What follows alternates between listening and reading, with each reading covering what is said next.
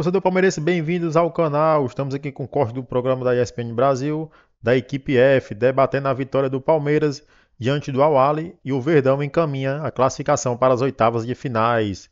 Pessoal, eu já peço a ajuda de vocês, se inscreva no canal, deixa seu like, ativa o sininho das notificações para não perder nada do Verdão. Sem mais delongas, vamos para o vídeo. O jogo no primeiro tempo foi um monte de nada. Olha a comparação dos dois tempos. Olha a comparação dos tempos. No segundo tempo, os dois gols, grandes chances, 5-1. Isso são os números do Palmeiras, né? Ações na área rival, 9-7. Finalizações, 8-3. No alvo, 1-0. Lembrando que o primeiro gol do Palmeiras foi contra. Gols esperados, 1.42, 0.16. Pascoal. Não, o Zinho falou que ganha só o jogo no primeiro tempo. Essa é uma verdade. Sim. É a composição dos dois tempos. Eu tô me lembrando do que o Rogério Ceni falou uma vez, que ele ganhou o primeiro tempo. O Diniz. O Diniz ganhou o primeiro, perdeu o primeiro tempo, mas ganhou o segundo. LDU, né? Foi agora. Ele Perdeu o primeiro tempo, ganhou o segundo tempo. mas ganhou o segundo. Foi 4-2 para o segundo. Eu entendi. Mas é que o jogo tem uma composição de dois tempos. E no segundo tempo, o Palmeiras foi superior ao adversário. Primeiro ponto, pelas alterações feitas pelo treinador do Palmeiras. Segundo ponto, que o Palmeiras não jogou carregando o saco de cimento nas costas. Parecia que o Palmeiras estava jogando com um saco de cimento, e cada saco de cimento pesa 50 quilos. O time estava lento, moroso, sem nenhum impacto ofensivo. O Pascoal, o técnico do Al-Ahly, falando do primeiro tempo, disse na entrevista coletiva pós-jogo que ele foi surpreendido pelo Palmeiras ter começado o jogo com a marcação mais baixa, na comparação à marcação do jogo contra o Porto.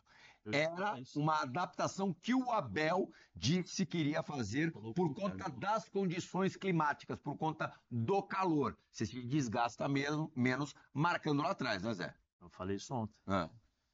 Eu falei, precisa ver a estratégia que o Abel vai usar em relação a isso, porque o Abel tem várias estratégias. Muitas vezes ele entrega a bola para o adversário para sair no contra-ataque, outras vezes ele pressiona, faz um gol e recua, e aí explora essa pressão do Palmeiras, que é muito boa, especialmente nos primeiros 15, 20 minutos de um jogo.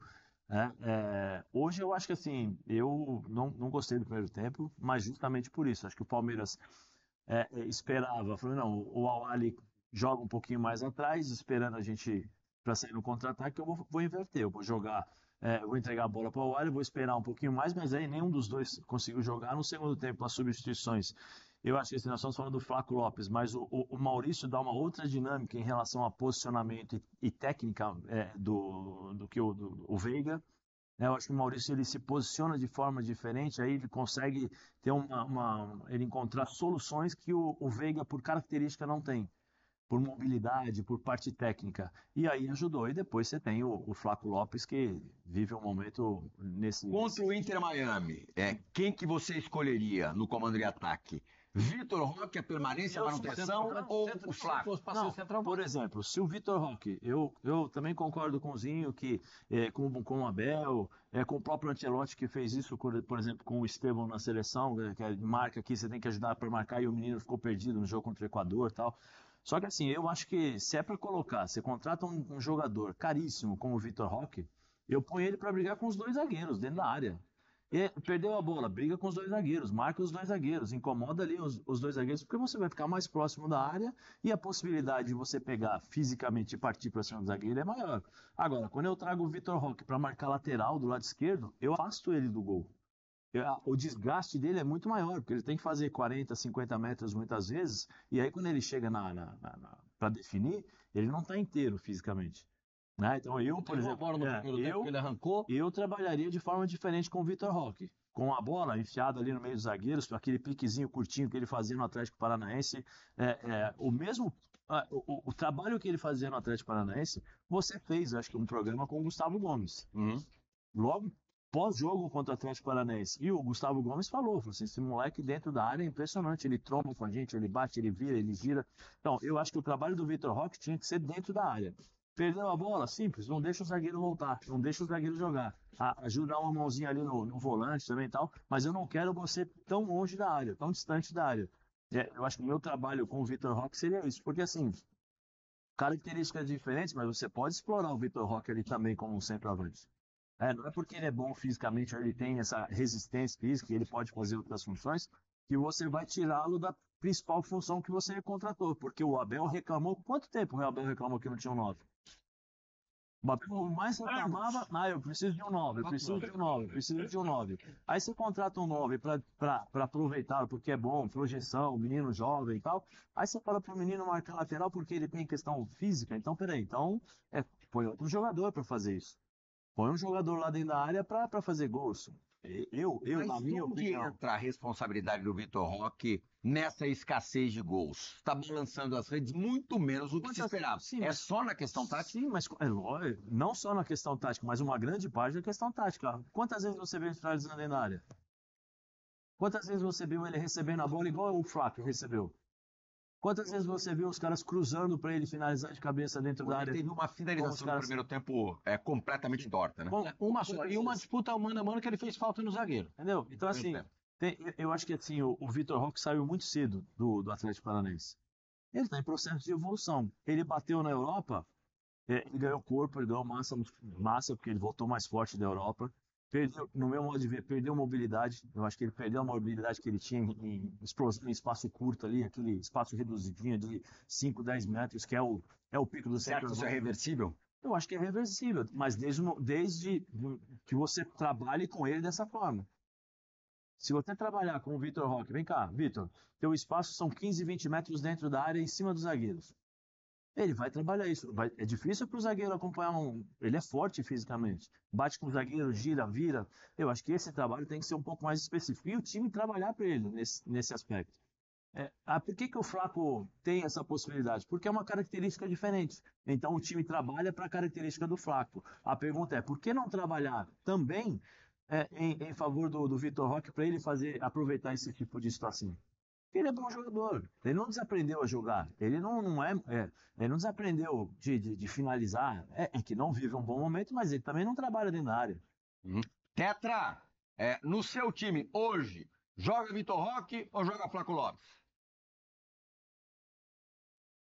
Olha, assim, se eu tivesse que contratar um dos dois, eu contrataria o Vitor Roque, né? Porque eu não vou viver só do momento, né? Eu vou ver o que eles podem me entregar.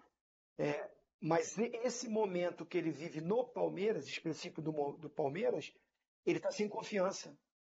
É nítido. Você vê que ele tem dificuldade para dominar, tem dificuldade até para buscar o melhor espaço dentro da área. Teve uma jogadinha no primeiro tempo que o Estevão vai no fundo, ele corre para o segundo pau numa jogada que foi dentro da área, foi no fundo, mas foi dentro da área.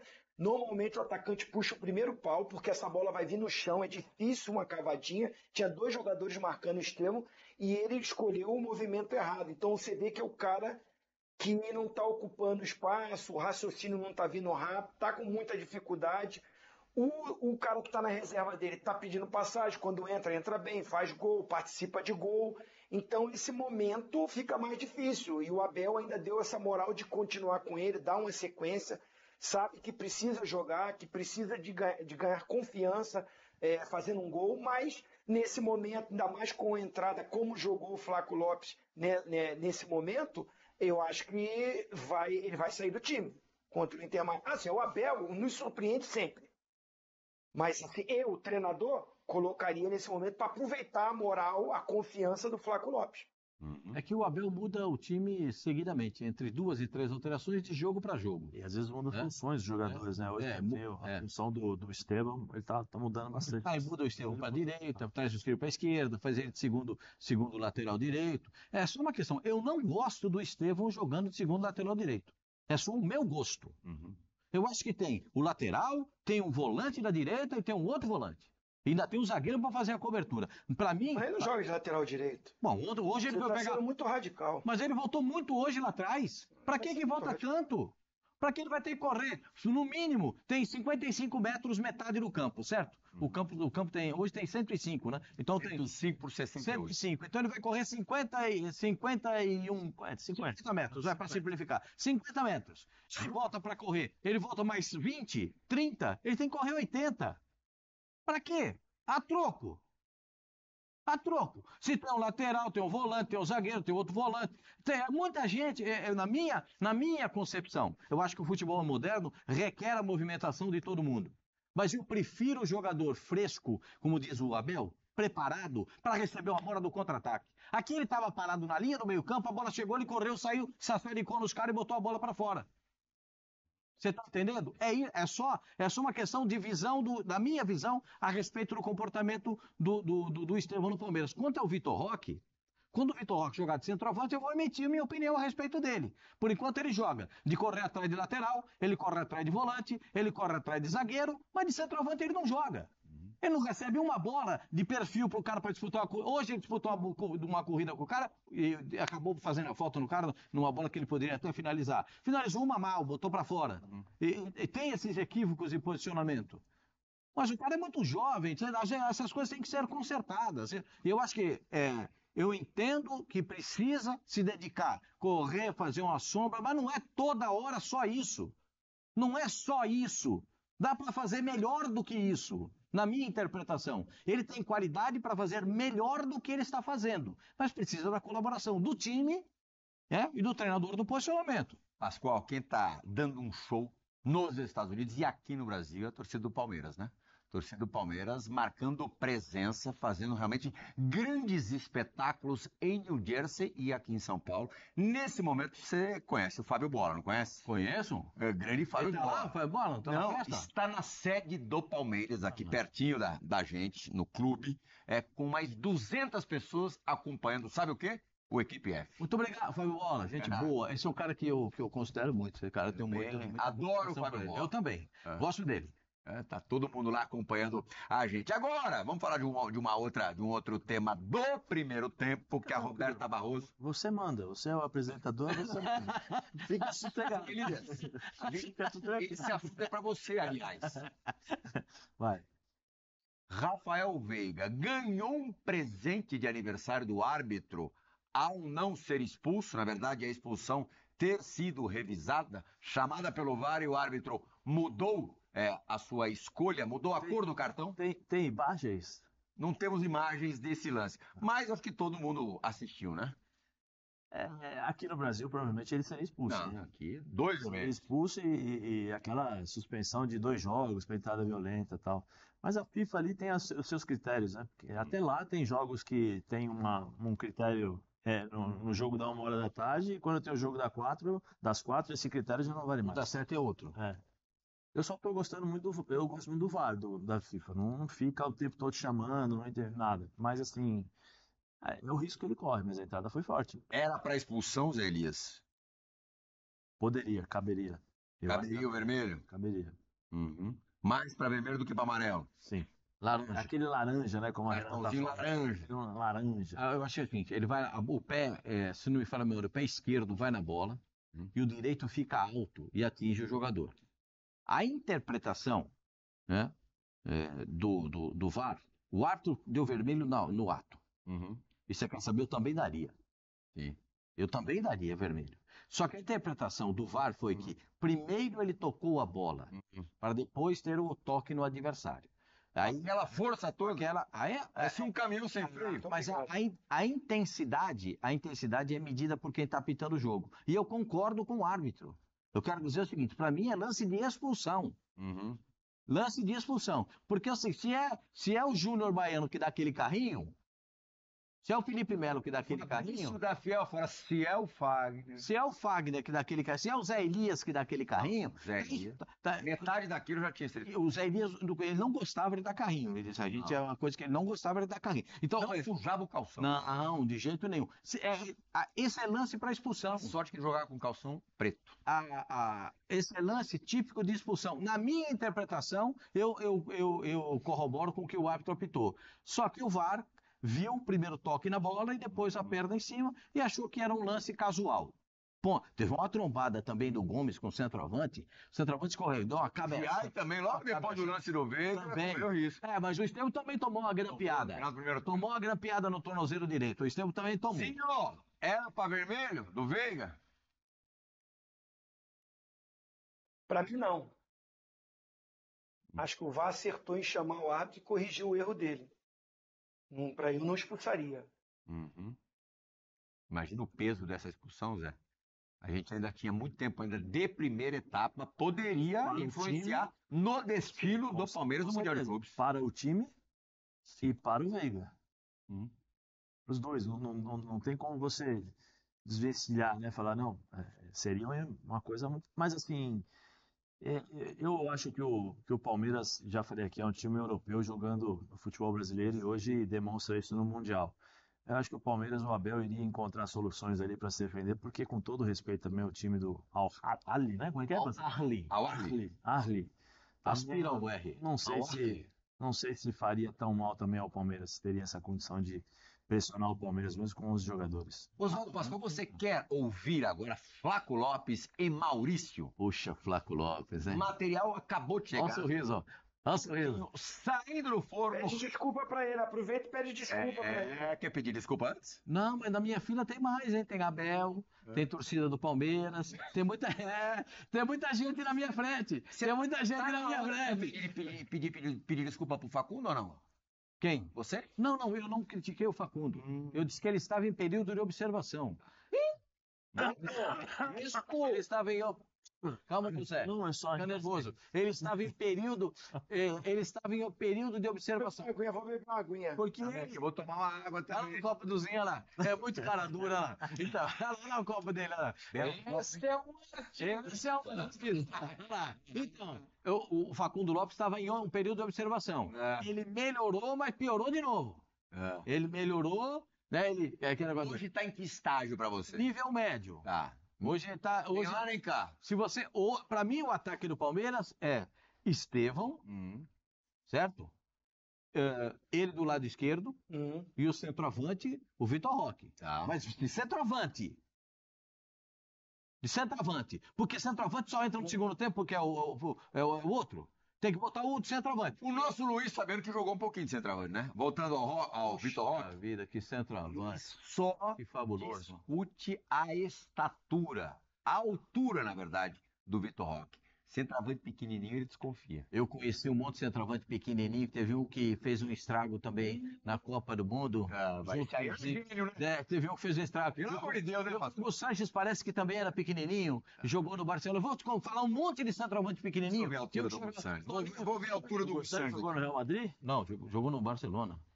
Enquanto eu checo a altura do Hugo Sanches. O Flaco, O Flaco é alto. pega a altura, pega a estatura de Toninho que jogou no São Paulo, jogou no Santos, Toninho Guerreiro. Pega a estatura de centroavante pequenininho. Você está pensando de Reinaldo. Nossa, Reinaldo, que jogador maravilhoso. Que esplêndido jogador, meu Deus do céu. Que jogadoraço que é esse Reinaldo. Bebetinho não era tão alto, ele não era tão forte. Não era centroavante, né? Atacante, né? Mas, Olha, Bebeto era uma sombra. meu Deus do céu. Vou checar a altura de quem mesmo agora aqui? Hugo Sanches. Hugo Sanches, vou ver aqui. É isso aí, torcedor do Verdão. O Palmeiras encaminha a classificação após vencer o Al-Ahly por 2-0 e agora é decidir a primeira colocação contra o Inter de Miami na casa do Inter de Miami de Lionel Messi. Jogo bastante difícil. O Inter de Miami que surpreendeu e venceu o Porto por 2-1 de virada com o golaço de Messi de falta. Agora é trabalhar, focar no jogo para sair em primeiro lugar e diante, escapar do PSG, né? Provável primeiro colocado do outro grupo. O Verdão que venceu por 2-0 ao Al-Ahly, apesar de não ter jogado tão bem, conseguiu a vitória por 2-0. Levou ali, o futebol do Palmeiras foi aparecer ali no segundo tempo, né? Após o gol contra ali, que ajudou muito o Palmeiras, na minha opinião. O time do Al-Ahly foi muito bem na primeira etapa. O Palmeiras não conseguiu jogar futebol esperado, né? Como o Abel queria, o Abel quis jogar ali com linha baixa, explorando os contra-ataques, mas infelizmente não aconteceu os espaços. Teve apenas uma oportunidade ali que o Estevão caprichou muito, que puxou ali logo após o meio-campo, né? Saiu puxando ali, arrastando dois jogadores. Infelizmente finalizou, mas a bola ali passou ao lado esquerdo do goleiro. Aí na segunda etapa, com aquele gol contra, o Al-Ahly teve que se abrir. Apareceu bastantes oportunidades para o Palmeiras, que aí saiu de 2-0 e poderia até ser um placar mais elástico, né?